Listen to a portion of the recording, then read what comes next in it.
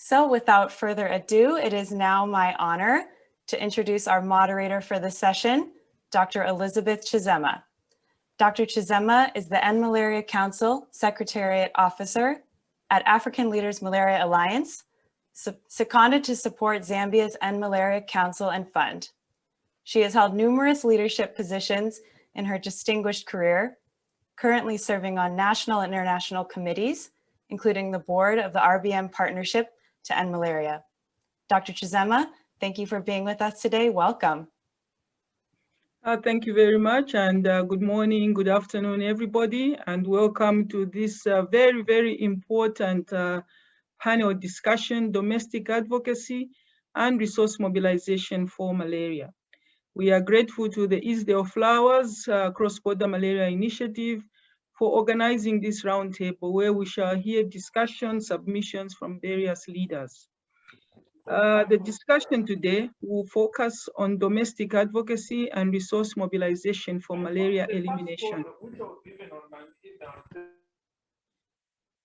There has been increasing drive to malaria elimination from international partners as well as from the African heads of state aligned to the African Union Catalytic Framework where they resolved to eliminate malaria by 2030. And we have the good news that the WHO continues to certify a number of countries as malaria-free. Therefore, we need to ensure that we sustain the gains and accelerate to malaria elimination. Unfortunately, in the World Malaria Report of 2020, it is clear that resources from international partners have stagnated. And therefore, there is need for increased financing, there is need for advocacy. Advocacy is an important tool that can be used to sustain political commitment, to sustain financial investments from various players. And today we'll hear from the various panelists. We have a very powerful panel today, and they'll be able to share their examples. So I'm happy to introduce Bishop David Njovu of the Diocese of Lusaka in Zambia, who is a member of Zambia's End Malaria Council and End Malaria Council liaison to the FLAME, that's Faith Leaders Advocacy for Malaria Elimination. I also wish to introduce Bishop Paul Mususu, who is the board chairperson for the Evangelical Fellowship of Zambia and the chairperson of the Country Coordinating Mechanism, CCM, in Zambia. The other important panelist is Carl Manlan, who is the Chief Operating Officer for EcoBank Foundation. Bishop Mususu and Bishop Njovu are both faith leaders. So we have Bishop Njovu, who will lead us in the discussion of the End Malaria Council, while Bishop Mususu will talk to us about the importance of the country coordinating mechanism in mobilizing resource, as well as the faith leaders advocacy for malaria elimination. Carl will talk to us about the importance of the private sector in resource mobilization for malaria elimination. We also have an important player who is right on the ground, and that's Timothy Obot, Chief Program Officer for the National Malaria Control Program in the Federal Ministry of Health, Abuja, Nigeria. So he's going to share their experiences of how they were able to mobilize resources through the development banks. Then we have Sarah Rossi, a Senior Program Manager for Advocacy at the Malaria Elimination Initiative of the University of California, San Francisco, who will then talk about the subnational engagement in malaria elimination in Namibia. And then we finally will have Lilis Njanga, the Africa Director for Malaria No More, who will also talk to us about the Draw the Line campaign and other engagements of other partners to malaria elimination. So welcome to this important panel. And I now call upon Bishop Njovu to share with us his experiences with the End Malaria Council in Zambia, why and how they have succeeded. Bishop Njovu.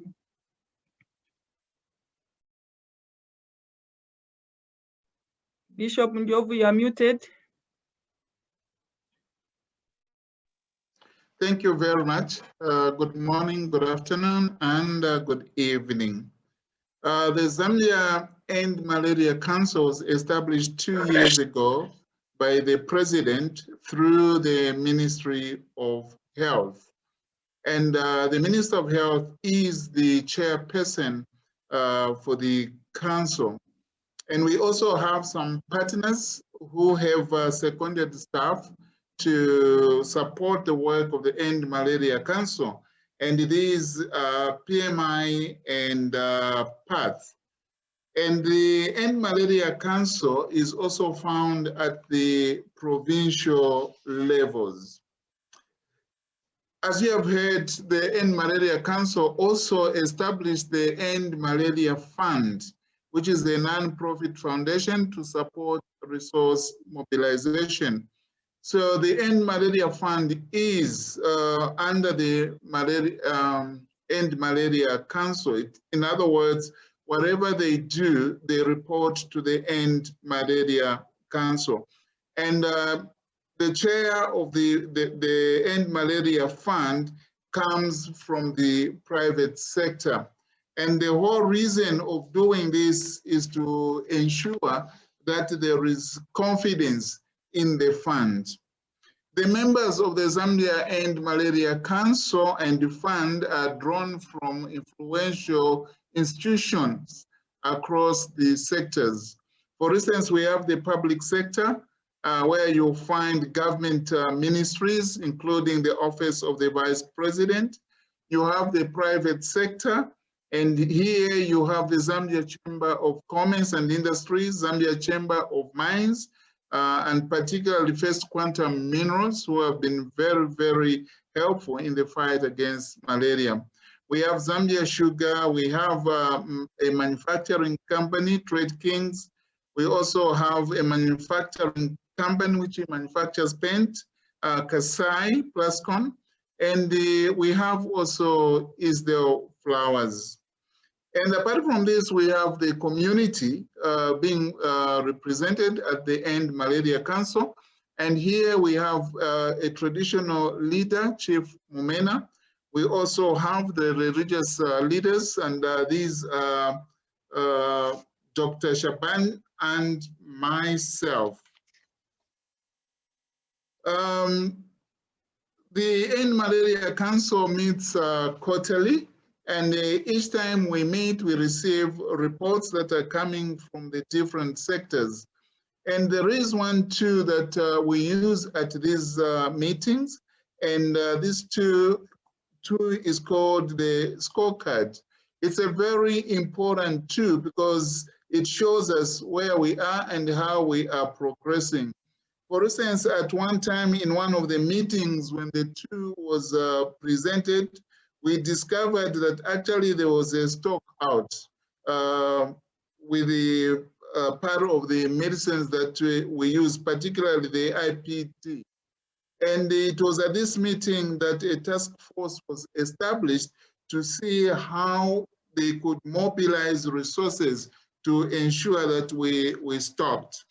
So the tool is very important to all of us because it gives us direction.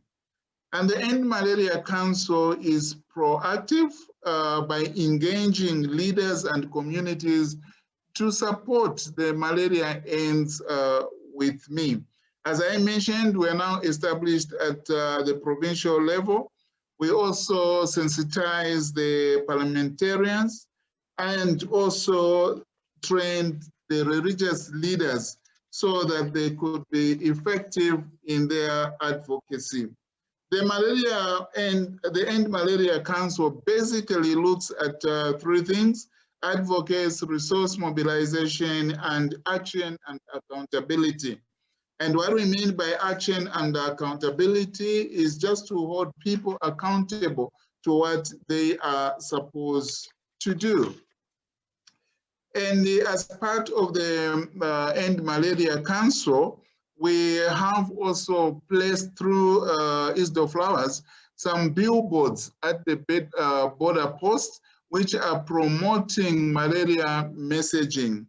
And all this is coming about because of the End Malaria Council. Now, within the End Malaria Council, I did mention that we have the Faith Leader Advocacy for Malaria Elimination. And this is a coalition of faith leaders, Christians, Muslims, and at the moment, Baha'i. We're still trying to get others like the Hindu Association so that they can be part of the coalition itself.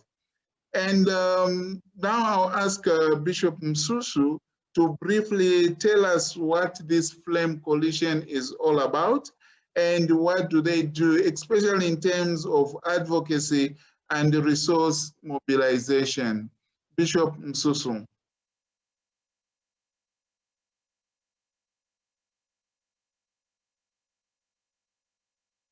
I think he's still struggling there. I can see his back.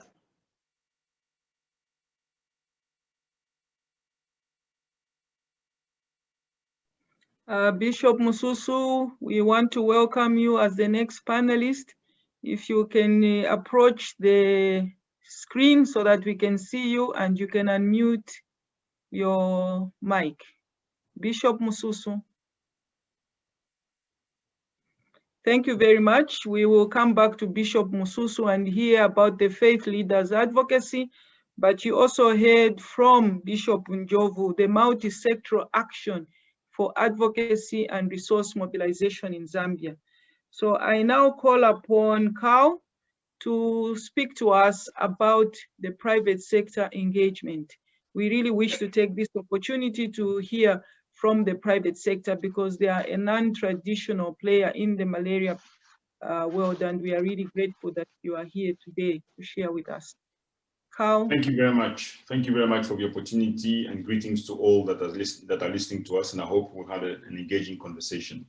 Really, there are 3 points that I want to add to what was already said. The first one is that we can only win the fight against malaria by playing at the intersection of public, private, and civil society organization when we align with the strategies of the National Malaria Control Program.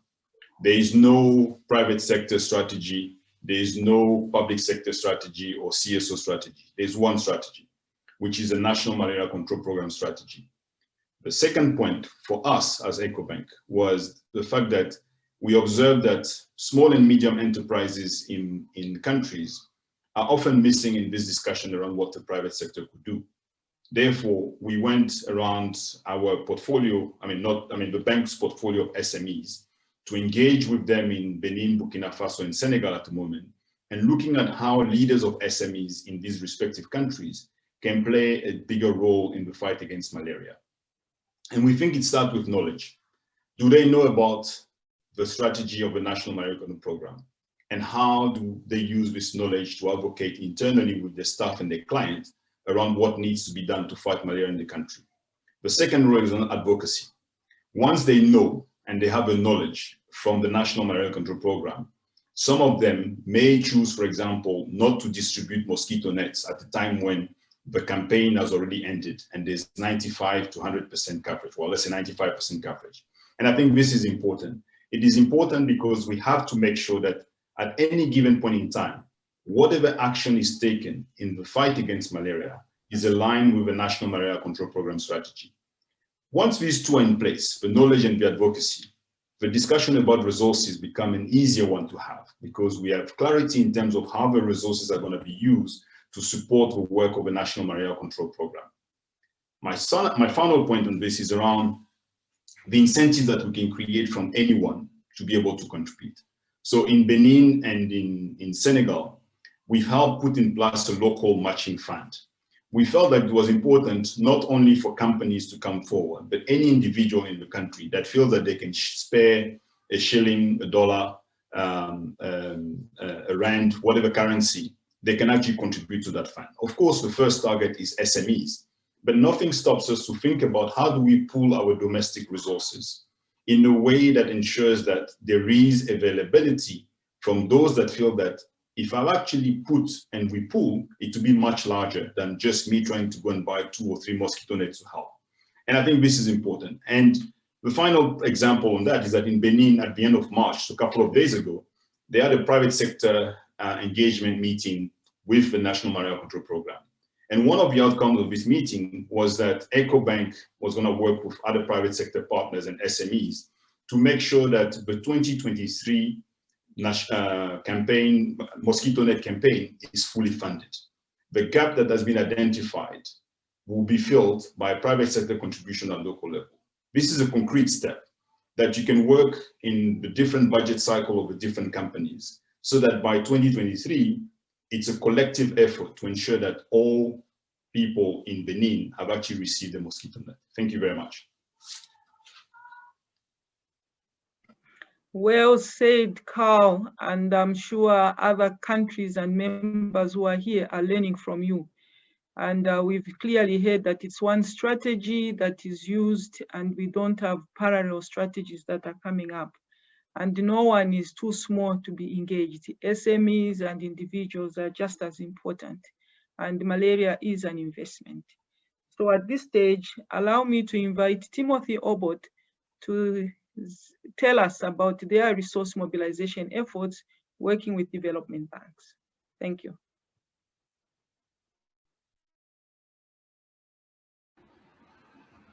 Thank you so much for the opportunity.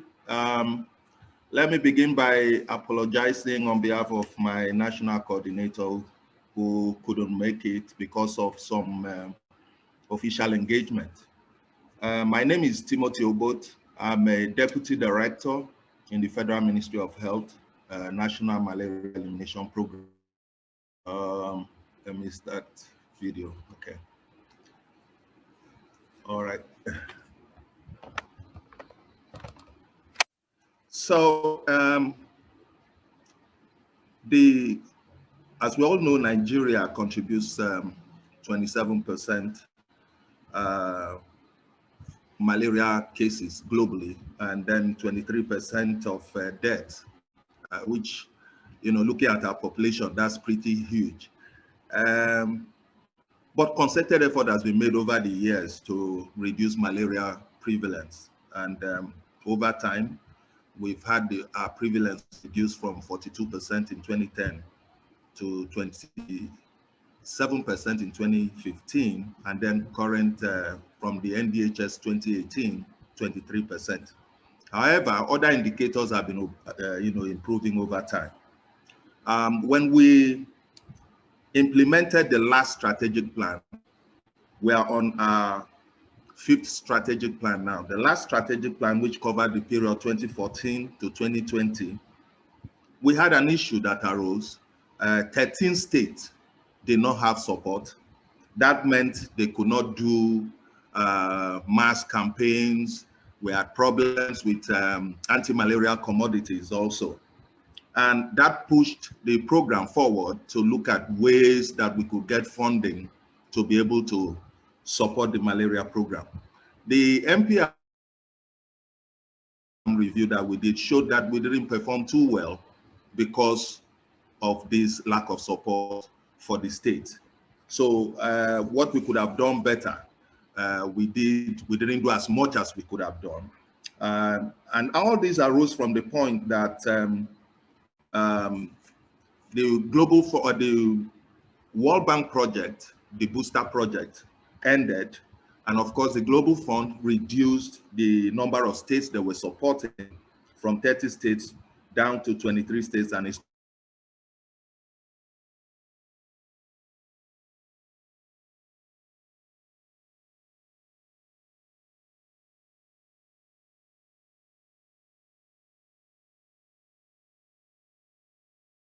that meant that government had to look for funding somewhere. And then, so the federal government decided to solicit for about 200 million from 3 banks. World Bank funding was to support 6 states. Islamic Bank funding was to support another 5 states, and then African Development Bank, another 2 states. And that meant that the 13 states that were left without support had support for their programs. Just to add that this process takes a lot of time. So it's something that, one has to start early. there's a lot of negotiation, there are a lot of meetings and so on. So one has to start early. Having done that, even though we have 13 states covered, so all the states presently are covered with one form of support or the other, there are still issues. The funding has not yet been released, it's not activated as such. But we are very hopeful that there will be a release and then program implementation will spring up in the states. And to mention too that, we have a new strategic plan, and that new strategic plan, which seeks to reduce prevalence to 10%, will take us about 1.9 trillion naira. And for a government, that is pretty huge. So besides that, we're also looking at other ways that we can get funding to support the malaria program. We are looking at promoting PPP engagement so that we can get more resources coming in, ensuring program sustainability through the End Malaria Project, End Malaria Council. A lot of meetings are on in that direction. We're also engaging with our governors forum to have them put aside more funding for malaria. We're engaging also with our legislature. We're looking at ways of engaging with rich, wealthy Nigerians who could put down money, in support of the malaria program, as well as engaging with our manufacturers. So that's the place where we are now. Thank you very much. Thank you very much. You have heard from Nigeria. Really, for a long time, we've been depending on donor support, but Nigeria is giving us a clear example, just as we have heard earlier, how countries are working to solve their own local problems using local domestic financing. Now we heard again from Bishop Njovu about the subnational, provincial, and malaria councils. I will now call upon Sarah Rossi to give us her experience on domestic advocacy with a subnational focus, giving an example of Namibia. Sarah. Good evening and good morning, everyone. My name is Sarah Rossi with UCSF, stepping in today for my colleague Leslie Mbemwick, and it's such an honor to be on this panel. I'm here to share today an area of technical assistance that my team specializes in, called Malaria Budget Advocacy, and describe how it was implemented in Namibia in partnership with the National Malaria Program. Next slide, please. And you can click a couple of times on this slide, thanks. This is an overview of UCSF's model of support to foster sustainability in malaria endemic countries. As countries move from malaria control to elimination, they face significant risks of resurgence or reestablishment if the transition process is not properly managed. How can countries steward and sustain an appropriate malaria response when donors are phasing out? We support countries through a two-pronged sustainability model that focuses on strengthening the health system and health financing to support malaria programs throughout the elimination continuum. This is shown on the upper right hand of the slide. And today I'll be focusing on one of the two complementary approaches, malaria budget advocacy, which focuses on strengthening domestic political will and financial support for malaria elimination through subnational leadership and advocacy. Next slide, please.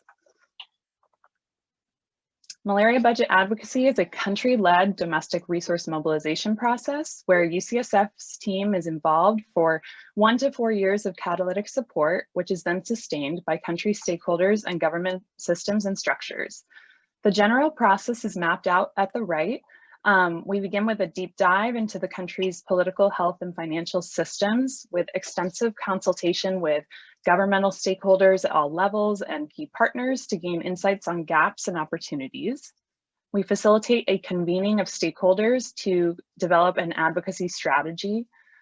We match malaria teams with qualified organizations to strengthen advocacy and financial management capabilities. At the same time, we support implementation of the advocacy plans by playing an advisory role, providing on-demand technical assistance, and deploying a country-based advocacy consultant. Throughout the cycle, we monitor and evaluate what's working and what is not so that we can replicate successes and learn from failures and adapt to new priorities and opportunities, because as we all know, advocacy is an ad hoc sort of enterprise where you're taking advantage of the current political context, which is always changing. Next slide, please. This approach is relevant because it leverages and harnesses common circumstances and reforms that are happening in many malaria endemic countries, such as transition from donor support, decentralization of health systems, health sector and financing reforms, such as UHC, locally tailored and targeted malaria interventions, to which malaria budgets should also adapt, and power and influence of local chief executives, such as governors and mayors, which may not have historically been brought into the fold as malaria advocates. Next slide, please. So with that context, I will share highlights of our malaria budget advocacy engagement in Namibia, which started in 2019. Next slide. So several aspects of Namibia's context, politically, economically, and epidemiologically, made it a good candidate for this type of support. First, the country's economic recession has compounded the effects of the recent reductions in external funding from the Global Fund for its malaria program, which were initiated because of its upper middle income classification and relatively low disease burden. Second, malaria is only concentrated in a few northern border regions, as you can see on the map, which is making those regions take on greater roles in malaria program management and financing due to government decentralization. Third, Namibia is on the cusp of malaria elimination and aiming to achieve the goal next year as one of the frontline 4 countries in the SADC Elimination 8. However, recent outbreaks have threatened their ability to realize the malaria-free vision and have with the constrained resources that they face, the program has to make tough trade-offs on resource allocation. So UCSF partnered with the national program called the NVDCP and 6 northern regions to develop and implement tailored advocacy strategy and build leadership, advocacy, and public financial management capabilities of regional malaria leaders over a 1.5-year period with involvement of key malaria partners in the region as well. Next slide, please. Since 2 of the supported regions share a regional health directorate office, we supported the development of 5 unique regional advocacy strategies to create an enabling environment for malaria elimination. We used a theory of change framework for advocacy planning, which allowed each region to visually map pathways of influence from the status quo to the desired political or financial change. So you can see here, we mapped out the commonalities and the differences between what each region chose to focus on. Their priorities are shown here.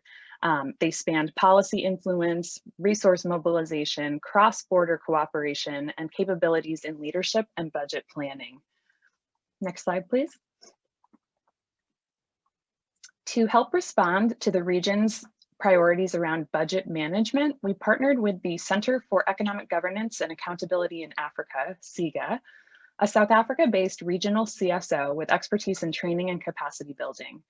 CEGA engaged with the regional health directorates over the course of 2020 to provide an intensive week-long skills building course in budget monitoring, expenditure tracking, and health budget advocacy, followed by several months of group and individual coaching. They also provided training to multi-sectoral coalitions of malaria advocates, which I'll describe more on the next slide. To equip more people with these critical techniques for malaria advocacy, we recorded a webinar series with CEGA experts specifically aimed at malaria program implementers beyond Namibia for all Southern Africa or African malaria endemic countries. And it's currently being prepared for release in an open access format on UCSF's website. Next slide, please. In supporting implementation of the region's advocacy strategies, we did face several challenges related to the COVID-19 pandemic that stymied some of the region's ambitions and our ability to deliver TA. One successful innovation that emerged and was adopted by several other regions was the Malaria Elimination Task Force. These subnational multi-sectoral leadership platforms were formed to prioritize malaria on regional political agendas and access additional resources for malaria response from regional budgets. So each of these task forces has been institutionalized as a subcommittee of the Regional AIDS Coordinating Committee, reporting to the Regional Council, the most powerful subnational group of elected officials in Namibia. Next slide, please. Because these task forces are incorporated in existing political platforms, they will be sustainable well beyond the period of UCSF's financial and technical support, which actually just ended last month. The task forces are currently advocating for inclusion of malaria activities in Regional Council work plans and budgets for the next fiscal year. And along with SIGA and the regional focal points for this project, we're finalizing a roadmap to improve transparency and accountability for malaria budget data between national and regional levels. To sum up, we have a quote from one of our regional focal points in malaria budget advocacy, Ms. Agnes Molima from the Zambezi Regional Health Directorate, which shows the value that the support has had for her. And next slide, please. Thank you so much for your attention, and I look forward to your questions. Thanks. Thank you very much, Sarah, for that presentation. And we have heard, just like in Nigeria, you really need to understand or assess your context so that you really know where the need is. And you also did develop an advocacy strategy that really helped to guide you as you move forward. And of course, we have heard that we have incapacitated the local communities in terms of knowledge and skills so that they are strong advocates and they are able to implement. So thank you very much for that. I now call upon Bishop Paul Mususu to give us his experiences as chairperson of the CCM in Zambia. Really, why CCM is getting involved in ensuring that we mobilize resource locally as opposed to just waiting for international resource. We also hope you can give us an insight into the Faith Leaders Advocacy Malaria Elimination. Bishop Mususu, thank you. Good afternoon. Dr. Chizema's sincere apologies. I was aided by the provision of an Apple computer, which I've never used, so I got confused in midstreams using a facility that is not mine. So Amu was trying to help, but he created another problem. But I want to thank you for your patience. Thanks to Bishop Njovu for the startup and the introduction that he has made. Thank you for Carl. Thank you to Carl Malan, Dr. Perpetua Omobi, Leslie Ann Van Eyck, and Lily Njanga, and Rebecca, who I've come to know virtually. All the participants around the world that are joined us this afternoon. Thank you for joining this Isdell Flower Virtual Roundtable and your continued commitment to support malaria elimination agenda. I joined this meeting wearing two caps. One, as the board chairperson of the Evangelical Fellowship of Zambia. That's the reason why I'm called Bishop. As a faith leader, I sit on the Faith Leaders Advocate for Malaria Elimination, the FLAME Coalition, like Bishop Njovu has already alluded to. The FLAME Coalition is an interfaith group comprising of religious leaders from Christians, Muslim, Baha'i faiths, and the other religious groups that we have in the country. FLAME is an initiative committed to catalyzing and strengthening interreligious coalition of religious leaders for malaria elimination. As you may be aware, that Zambia is officially a Christian country by constitution. Christianity is the state religion in Zambia, and that the vast majority of Zambians are Christians or claim to be Christians of various denominations. But many other religious and traditional religious groups are present in our country. So we try not to leave anyone behind. We bring everyone under the flame and do what is needful for the malaria fight. FLAME seeks to amplify religious leaders' advocacy voice for malaria elimination in a manner that aligned with Zambia National Malaria Elimination Center's priority under the auspices of End Malaria Council, with Bishop David Njovu is involved in as chair. And we're working with technical experts or partners that the Flame Coalition advocates to improve policies and increase funding to the elimination of malaria in Zambia. And as part of the religious leaders' commitments and action to support the elimination of malaria, faith leaders have held several meetings, but this particular year we have had one meeting in February. And the resolutions of that meeting that looked at our strategic objectives and how we move into this year, bearing in mind the COVID-19 impact, we set for ourselves specific targets that we hope to achieve. Number one, we plan to have orientation meetings across the country with national and sub-national provincial orientation. Now, I think many people know about malaria, but I think the majority of our people do not know that malaria can be eradicated or eliminated. So we feel that with an advantage of being faith leaders, we can fill this gap to sensitize our people that there are provisions that can help us eliminate this deadly killer disease. Number two, we have dedicated ourselves to sensitizing our people throughout the country through TV broadcasts and radio programs, and bring out the issues as two folds. One is to, again, educate our people. The other one is to sensitize people that they can participate, even by financial contributions. Number three, we have also planned to release pastoral letters, and that would be to the general public as well as to government, in trying to advocate that malaria should remain on the top of our tables and not bring it under. Number four, we target pieces of training to support capacity building, and this is in particular with the help of the CCM. Number five, we target to advocate to government wings for legislature, pieces of legislation, and that which will help us to advance the cause. And we will lobby MPs, we will lobby cabinet, presidents, and ministers in this venture. And number six, we also want to engage private sector.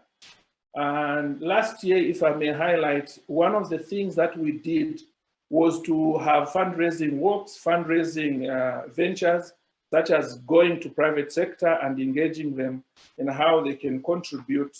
As a matter of fact, we'll be talking on raising local funding, bearing in mind that whatever comes from overseas may one day dry up. And so we need to position ourselves adequately to be able to fund some of these projects and interventions. Now, my other hat as chair of the country coordinating mechanism in Zambia, we have realized, and we want to emphasize very strongly, domestic resource mobilization. I know that Global Fund has been very, very key in funding the fight against the 3 diseases. But dependence on external funds is really a risk. It's not sustainable.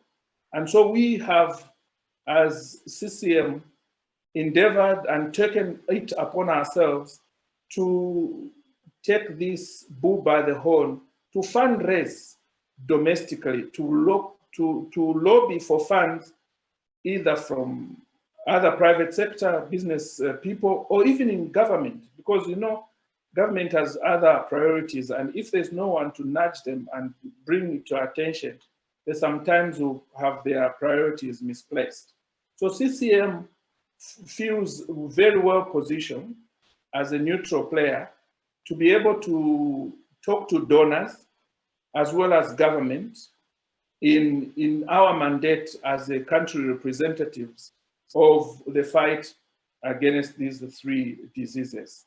So CCM, in its initiative to support the most domestic resource mobilization in the country to sustain the health programs, have, for example, areas of engagement.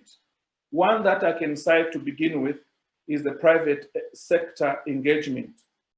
We have listed a number of private business enterprises that we have targeted, and some of them we have already engaged.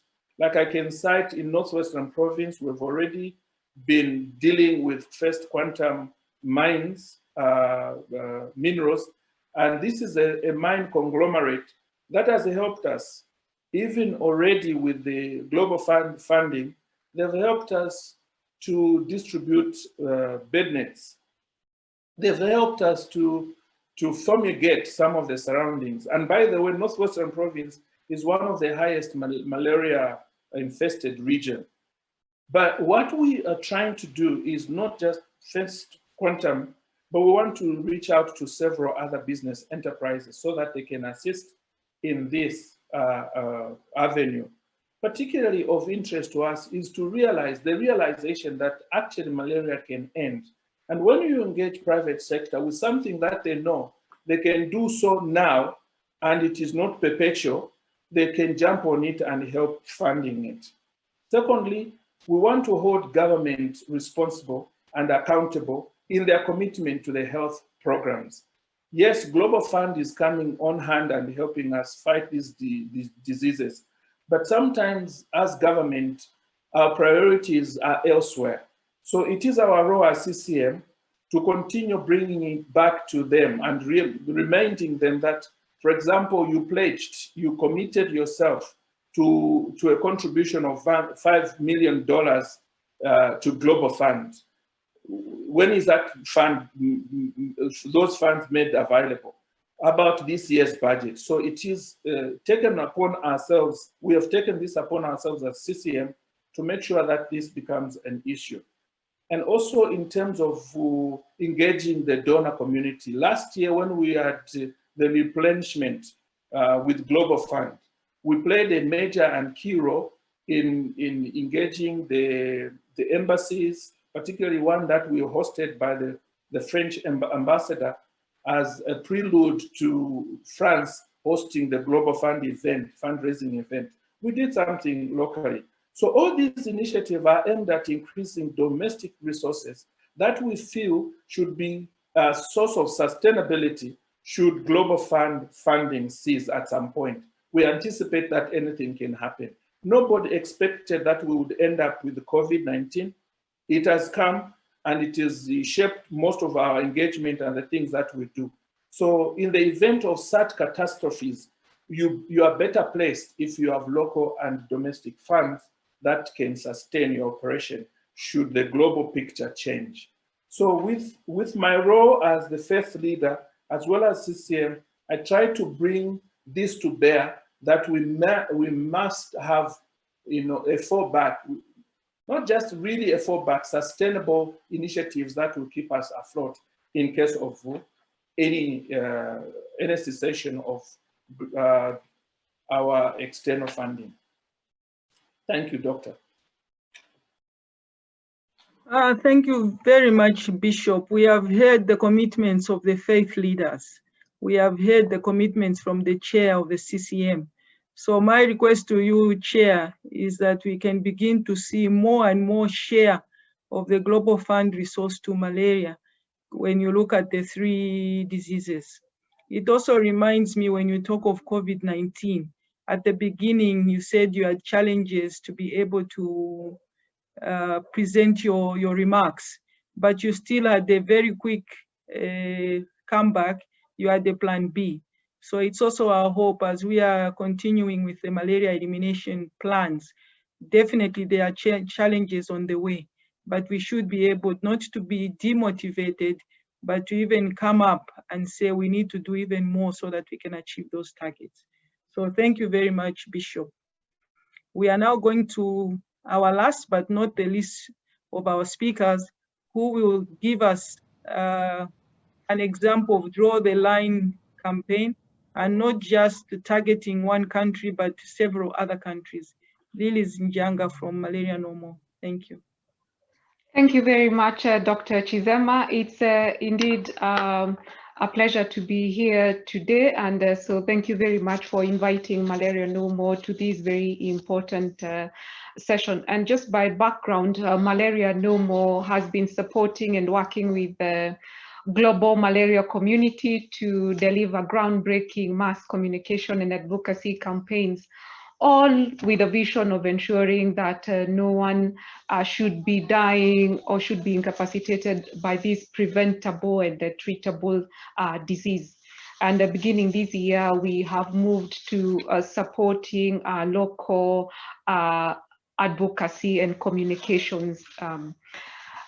Yes, malaria steals the future of our young people, and indeed cripples economies, crushes communities, and causes heartbreaking loss. I think we have been told there are some families, especially in endemic areas, that spend almost a quarter of their family income on malaria. So if you look at what that means for them, that's quite a heavy loss. Advocacy and communications really ties all the different aspects together, including the progress and success towards malaria elimination. And I think we are at a point where we need to have the voice of malaria really being much louder and much more visible. And especially at this time of COVID-19, where we have seen a lot of attention, a lot of emphasis going there. But yet again, we know that attending to malaria also offers the opportunity to strengthen our health systems for future pandemics such as this one. And again, Bishop Mususu really emphasized that international aid is declining, and domestic resourcing might and is the future. So doing everything possible and using advocacy and communications to really mobilize resources, both in terms of people and the funds needed for and to end malaria. Of course, effective advocacy and communications need to resonate with the communities, with the countries, and regionally. It also needs to resonate very, very well. So it trickles all the way bottom up, bottom up, and down up, and campaigns have the ability to bring people together in one voice, and to also bring people who've heard about the power of the faith leaders have brought in the malaria advocacy, what private sector can do. And one untapped resource that I'll talk about in this campaign is the youth. Africa is a very youthful continent. We're told about 74%, that's about 3/4 of the population is below 35. So if we can be able to get these young people also joining the advocacy efforts for malaria, I think it is possible. We can say that it is possible for us to end malaria within a generation. And again, our joint effort in advocacy really will enable each of us in the communities we are in to see what each of us can do, and even the different arms of our communities, of our government, what they can do. I think we know that Africa spends about 12 billion USD on malaria. You can imagine what that can do for Africa, and especially right now when you're talking a lot about domestic resourcing. So advocacy, every voice that is represented here will help each one of us to see what we can do, because each of us can really do something about it. And I think this has come out very clearly with the current Zero Malaria Starts With Me movement. which calls on each and every one of us to do something.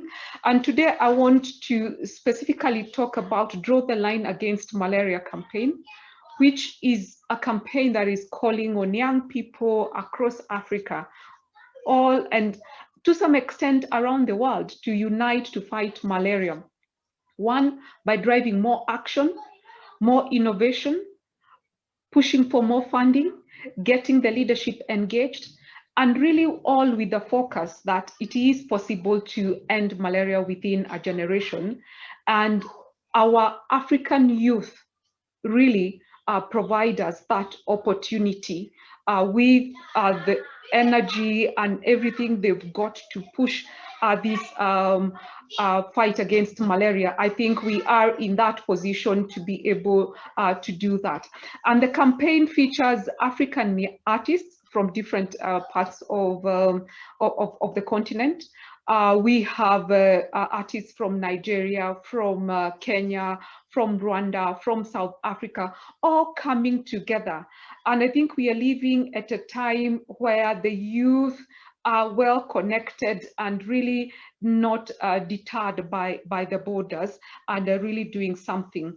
And part of this campaign has an eye back on the 2018 commitments that were made during a malaria summit alongside the Commonwealth Heads of a Government meeting that was held in 2018, where the Commonwealth Heads of Government committed to having malaria by 2023.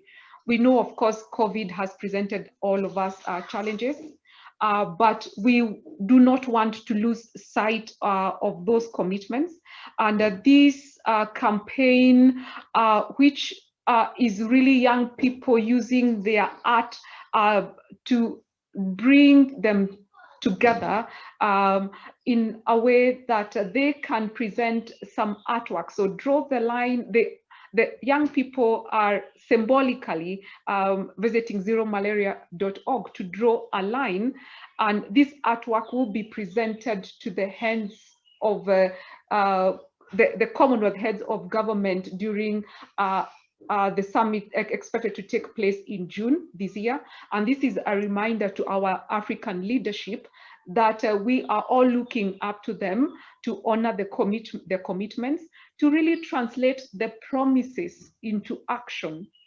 And hopefully that we can also get more commitments coming out of this meeting. So we are really rallying, especially the young people, together to come together and show that solidarity, that for sure we can end malaria within a generation, and eradicating malaria is not far from reach.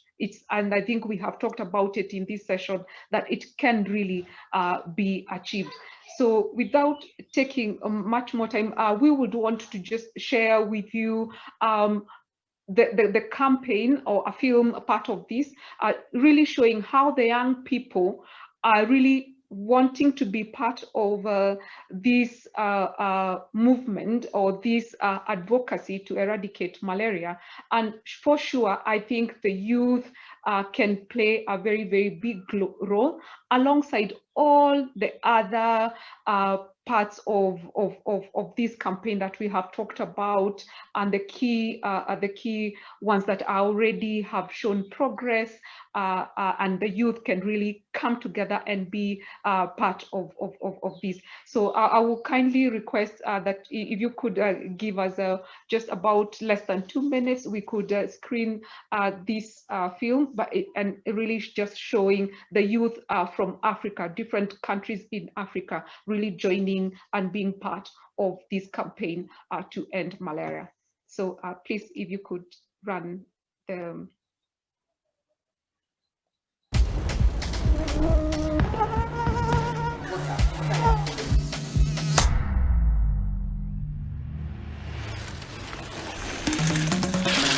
Malaria, we won't let you steal from us anymore.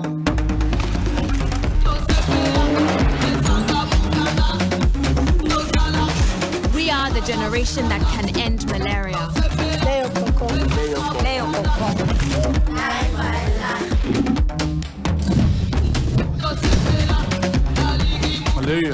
are too strong for you. We're too bold for you. Malaria, we are too fast for you.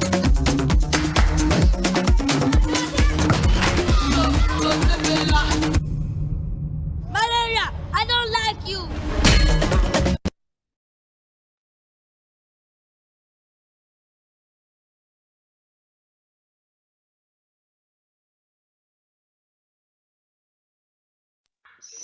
Sorry, looks like the video, the film has a cut short.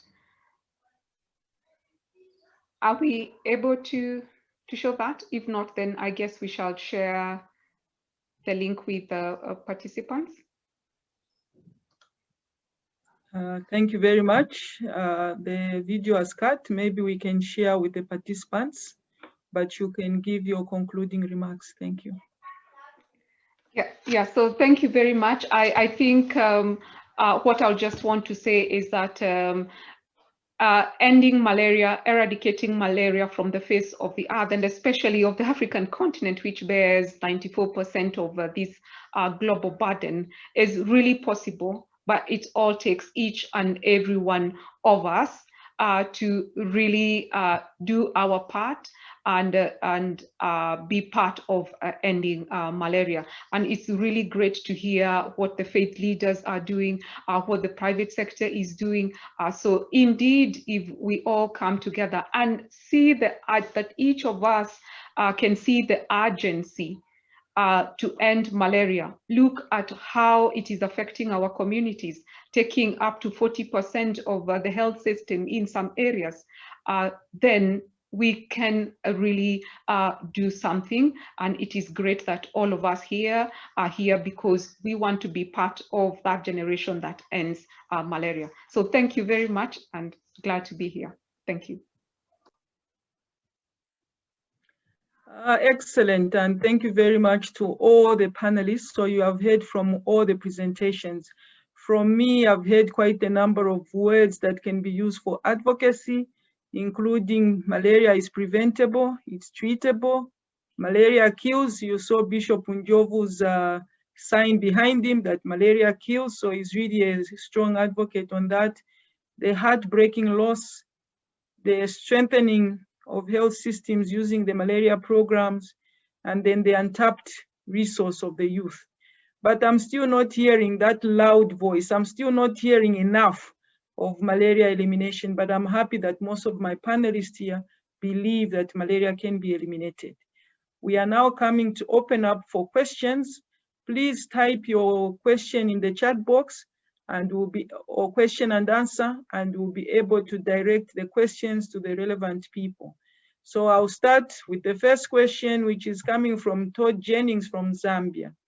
Are there any lessons on advocating for domestic resources from the continent's experience with COVID-19? Hopefully on the decline with the growing availability of vaccines that we can apply to malaria in the post-COVID world. I think advocacy has been used in the elimination of other diseases. So are there any lessons that we can learn on advocating for domestic resource? Can I target that question to Carl or Lilis? Absolutely. So if we go back to Ebola in West Africa, the African Union convened business leaders of the continent, and $34 million were raised to the fight against malaria, to a fight against Ebola in West Africa, sorry. And actually about 9,000 health workers from different parts of the continent were sent with this funding to fight Ebola in West Africa. If we think about the way this money was raised, mainly from private sector company, but also it was opened up at the time with SMS where people could donate using the same number across the continent. Most recently with COVID-19, the African Union put in place a fundraising platform on the website, which is still active. So if you want to contribute to that, you can do the same.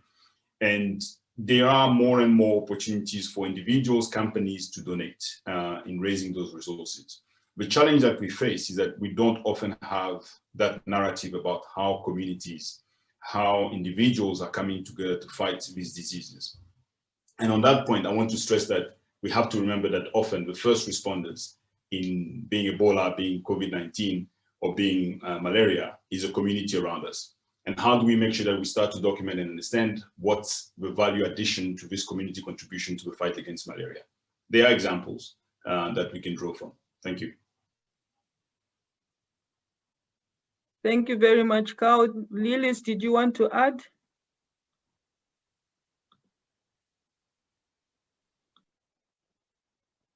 Sorry about that. I had a problem with the connection. No, I think he has addressed it quite well. Yes, thank you. Thank you very much. Bishop Munjovu, you've spoken about the End Malaria Council in Zambia and the successes that you have done. Are there any elements or key elements that you would encourage other End Malaria Councils in the other countries to adopt? As you know, countries are now setting up End Malaria Councils. So far, we have 5 End Malaria Councils and funds in Africa. So any key elements that other countries can adopt?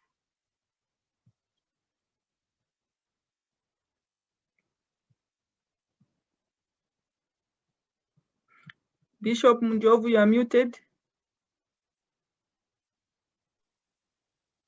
Sorry about that. I was saying that one of the key elements is to identify which organizations are passionate about malaria elimination.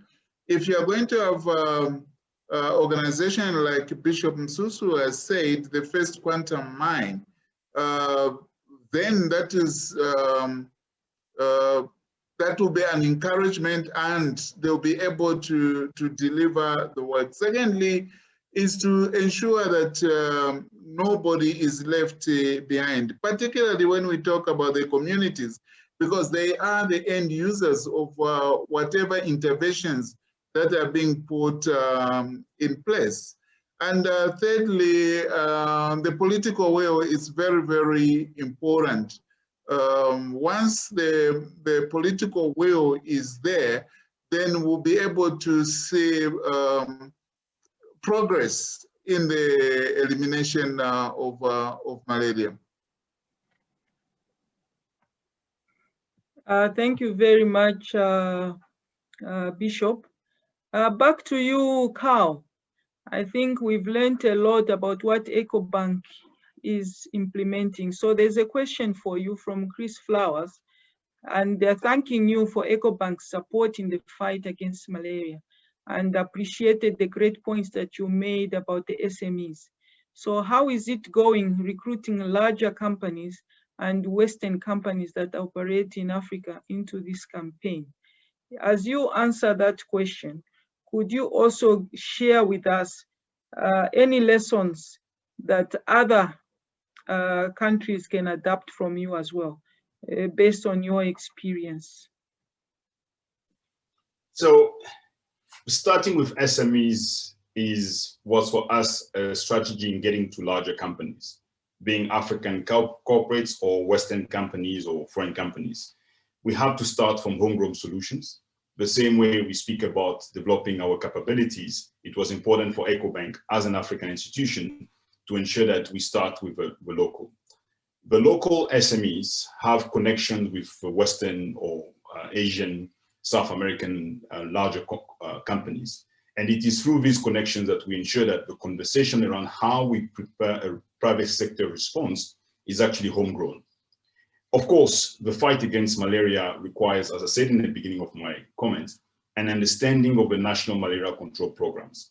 It is not about having people join without the understanding of the national malaria control program strategy, because we often seen that companies will go ahead and just buy bed nets.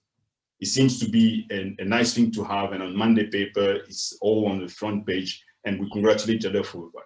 But we never ask the question in many cases, did the national malaria control needed additional bed nets, or they needed something else? Was it testing kits, or do we need drugs for children for preventive, for prophylaxis? And that is an important point. So it is not that it is exclusive, but we want to make sure that the African corporates, the African SMEs understand their role in that fight. And in doing so, when they engage on business deals with large organizations, they can bring to the table that conversation. Another important element is that bankers, I'm not a banker, but I spent a lot of time with bankers, speak a lot with ministers of finance, governors of Reserve Bank. And that soft engagement is valuable in conversation around how do we make sure that more resources are allocated to a fight against malaria? Or can we speak about what could be some of the tax advantages that could be provided when really the value of the fight against malaria is clearly seen in the improvement in productivity? And these conversations have to happen in those circles. So I don't think we should have a conversation in terms of Western or local. We should definitely have a conversation on how do we pool our resources to fight malaria in countries. The flags are not important. What we want is to save more lives and make people more productive in ensuring that the continent moves forward. And if malaria is one of the things that is inhibiting us at the moment, then we have to end it. What was the second part of the question, if I may? We just wanted to learn, with end malaria councils being established in a number of countries, how can they learn to approach the private sector from your experience? Okay. How can they? Yes. Okay, I think I mentioned earlier that we need to think about the knowledge, the advocacy, and the resources. What we have seen is that as we get more and more people to know about what the National Malaria Control Program does, they can see how the current resources and engagement can help to make a case as to why this must become an important part of the strategy. The second element, there needs to be an understanding of the business cycles, so the budget cycle of private companies, which may, in most cases, is similar, it might be similar to the government cycle, maybe not. But once you have that understanding, you then ensure that you have engaged with the different entities that are involved in budget preparation. Often the case, it will be the CFO of the company that will be very close to the numbers. And that is probably the key person that should be engaged. But you will realize that often in the conversation, people go directly to the CEO. Yes, the CEO is important. I'm not disputing that. But if it's the numbers that you're interested in, shouldn't be you knocking on the door of the person who's in charge of the numbers, so that you understand the budget process. You understand what are the priorities of that organization. And those are often available in the annual reports. And once this relationship is built, it means that it's no longer Carl who's working at the foundation side who's going to take the case forward, but the CFO might be asking, how do we make sure that we work with these entities? Because clearly I can see here an opportunity for us to support. And I think that is probably one of the elements that we have not yet used. We go to the head of marketing or communication, we go to different parts, but we forget about those that actually hold the purse of most organizations. And if we start to engage with them, we probably have a better way of ensuring that that case is being discussed in different parts of the institution that we target. Over.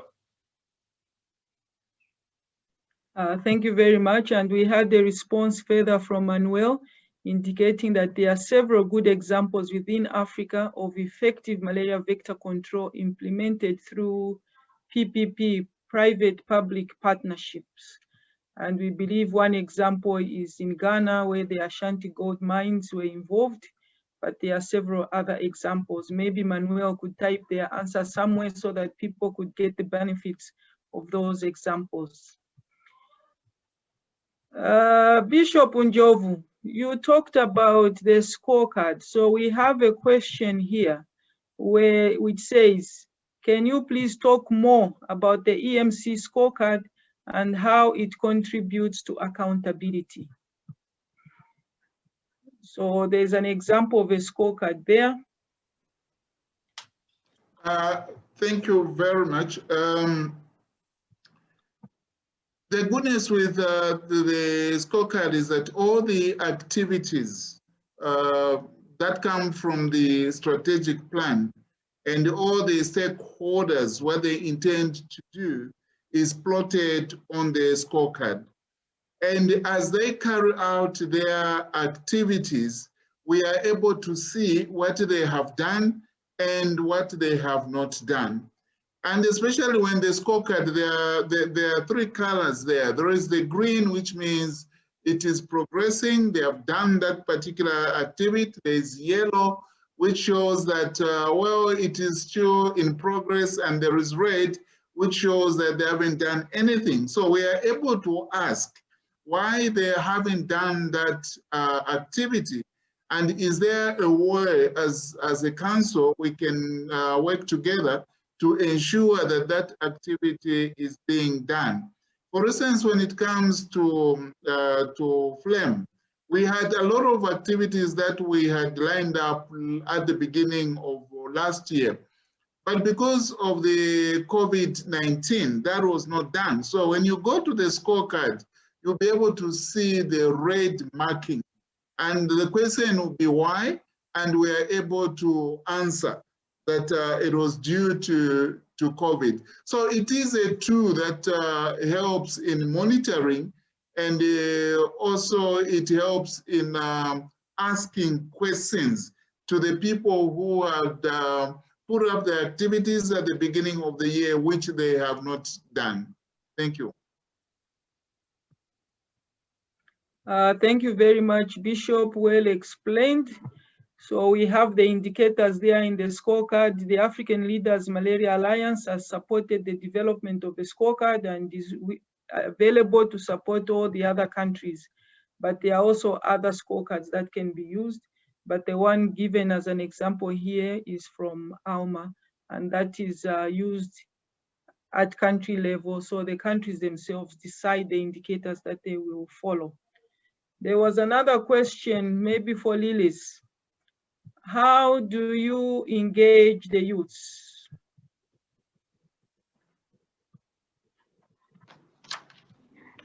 Yes, thank so you. The question is, what specific strategies are you employing to get young people to act together across the continent to both advocate and potentially financially support efforts to end malaria?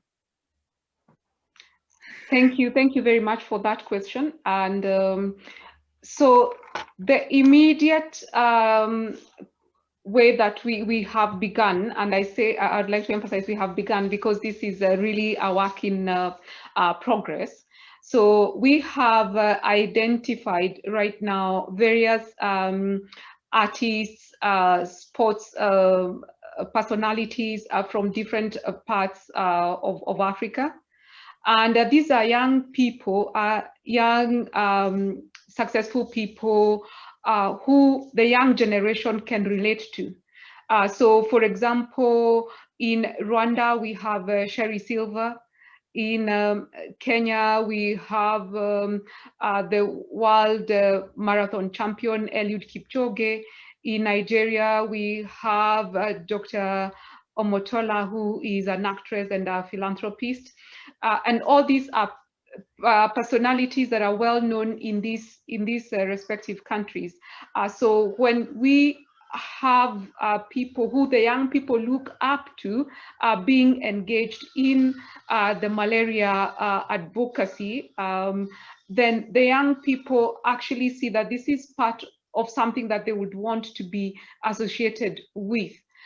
They see that that people who are up to another cause are taking these very, very seriously. So when we see Sherry Silver, when we see Eliud Kipchoge, Dr. Emotola taking their time, using their platform to really advocate to ending malaria, then the young people will get interested.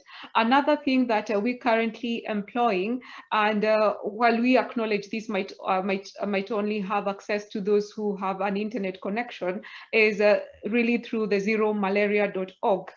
zeromalaria.org. And here, young people can log on to that, get to know much more of how they can participate. And this is also one I made reference to, where they can draw their line as a symbol of solidarity in joining other youth to be part of this. The other is working through national and regional youth networks. Having the youth networks have this as part of the advocacy agenda, have this, and especially those already that have a health docket, ensuring that malaria is really a part of it. And still, while at the youth networks, ensuring that the formal youth councils, I think a lot of our governments have appointed maybe a ministry where the youth are under, and ensuring that the national youth councils in the African countries are aware about this and can be a part of it. But also, and finally, is really, if you want anyone to act, you have to show them how it affects them. And showing how this affects them and affects their younger siblings. There are those who have probably not been able to achieve, maybe at one moment they had malaria and it prevented them from achieving this and that. So having young people tell their stories about how they probably were affected. We have a young person talking about how they could not attend junior athletics championship, and this probably meant that they probably could not progress in their career in that way. So showing how this affects them socially, economically, and their future, then that really gets them together. But again, it's a work in progress, and we're continuing to refine this to ensure that the youth can be much more and more engaged. Thank you. Thank you very much, Lilis. We seem to be running short of time, but we can maybe ask the last two questions. One of the questions was asking about the impact of COVID-19, particularly on the potential diversion of the funds. So the question was, how much impact on malaria has the COVID-19 against the fight against malaria in Africa, specifically in terms of diversion of resources? So how much has COVID-19 impacted the fight against malaria in Africa, specifically in terms of diversion of resources? Anyone wishes to take that question?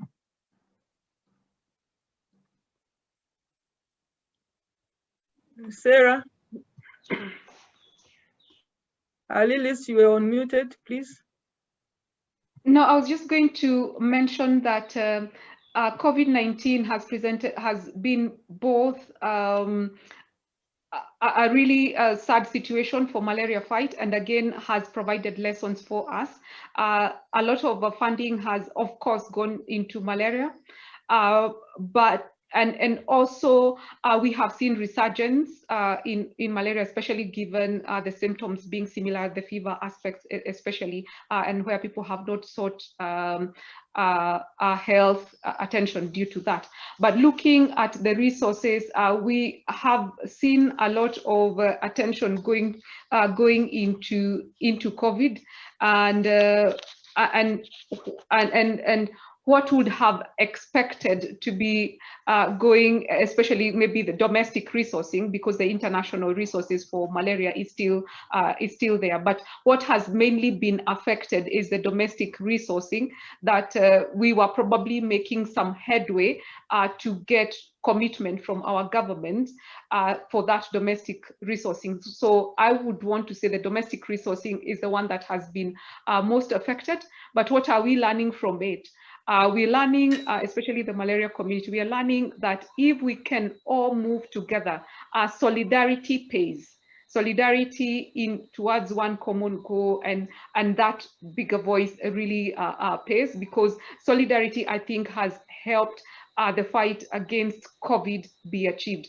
So domestic resourcing has mainly been affected. What we had hoped probably to get from our governments, we probably not realize that this year, maybe next year or the other year, we might probably not realize it. But can we have solidarity towards this fight and towards one common voice to push for that resource? Yeah, thank you. Thank you very much. I was going to ask somebody else on the ground. I was going to ask Timothy to maybe share very briefly their experience in Nigeria, the impact of COVID on the malaria fight, especially on diversion of resources. Timothy? Yeah, thank you. The COVID scourge came in like a surprise. So what had been planned for became a real problem. So a lot of funding had to go to address the issue. But however, we've been able to manage the situation in the sense that the normal programs, malaria programs still continued. The only difference is that you couldn't have outdoor activities. You had to be a bit careful about having, so people were really not kind of, you couldn't go out and so on. But then it delayed the availability of anti-malaria commodities in the sense that some of the companies could not operate under the COVID environment. In fact, a lot of our activities really had to be rescheduled and so on and so forth. In Nigeria, we normally do the regular mass campaigns, so we couldn't do that. It had to be rescheduled because because of the restriction that was there. And then later, we had to devise means, use protective garments and so on, to be able to still hold. That's later in the year, after the major period where COVID was really high. We had to devise ways of still having campaigns go on, because that had reduced coverage by LLI considerably. So under that device, we were able to continue to work. Also, the program developed program continuity documents that provided guidance as to how we could go about implementing our programs during the COVID period. So thank you very much, Timothy, for that explanation. A document that guided on M&M distribution and all the other. Thank you very much, Timothy, for that contribution. And just to indicate that, yes, the COVID has impacted the malaria interventions, but we are happy. If you look at WHO, they had estimated that we would have doubling of cases and they would have increased deaths. But that was avoided because of the concerted efforts of the African heads, as well as the partners and the programs that went ahead. And we have examples of where bednet distribution went ahead, even amidst the COVID outbreak, using the protective clothing. So I just want to thank all the panelists for their time. We are unable to answer all the questions, but we can engage later to ensure that we have all the responses. This has been an inspiring and very informative discussion. And I hand over to Rebecca to close our session. Thank you very much to the panelists and to the participants. Thank you, Dr. Chizema. And what an excellent set of sessions we have had both yesterday and today. We've come from many different places and perspectives: faith, community, government, academia, private sector, donor, and nearly 300 of you have joined at least one session. And I think that shows that each and every one of you believes that in some way, malaria ends with me. We've heard from Sangomo Ndibi and seen the delight in his eye when he talks about how he's able to help a child with malaria receive treatment. We've heard from Peter Sands, who described the urgency and partnership that's happened during the COVID crisis and how we really need to make that a model for the malaria work as well. And Dr. Raj Punjabi about the importance of really considering community health workers as key members in the overall health system. We've talked about the challenge of true community engagement, not just seeing people in villages as people to whom to delegate tasks, but actually ensure that all are full and active partners, experts in this effort to eliminate malaria. We've heard from faith leaders, their calling to address malaria as part of their work as a faith leader, and community members who are taking local action on local data. Several countries also had side meetings this morning. They were productive, and we are grateful. We'll be posting recordings with links on the same page, jcflowersfoundation.org/roundtable. We'll let you know when they're out. We'll also be sending out a short survey. Please fill it in so that we can know what to do if we indeed have another virtual roundtable. Now we must act. And so I encourage each and every one of you to do something related to this roundtable today. Maybe a phone call, an email, something small. There are 300 of us, so 300 small actions adds up to a lot. This concludes our final plenary. For those working in the E8 region, there will be a follow-up session on moving from malaria control to malaria elimination by invitation, and the link is in the chat.